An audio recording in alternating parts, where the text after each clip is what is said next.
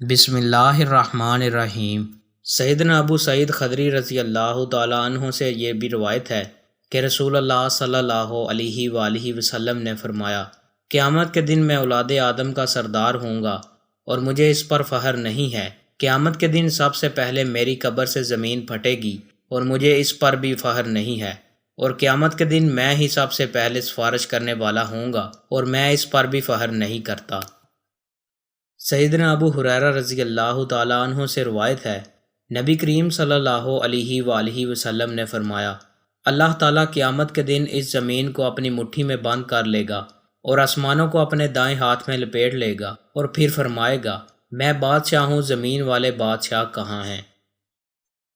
سیدنا ابو ہریرہ رضی اللہ تعالیٰ عنہ سے روایت ہے کہ رسول اللہ صلی اللہ علیہ وآلہ وسلم نے فرمایا، دو آدمی کپڑے کی خرید و فروخت کر رہے ہوں گے، ان کے سامنے کپڑا پڑا ہوگا لیکن نہ وہ اسے لپیٹ سکیں گے اور نہ بیع پوری ہوگی کہ قیامت برپا ہو جائے گی۔ ایک آدمی اونٹنی کا دودھ دو چکا ہوگا مگر ابھی تک اسے پی نہیں سکے گا کہ قیامت قائم ہو جائے گی۔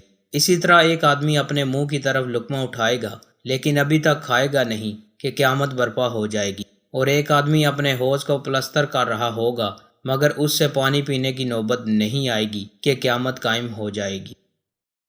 دوستوں، مزید اچھی ویڈیوز کے لیے چینل کو سبسکرائب لازمی کریں۔ بہت شکریہ۔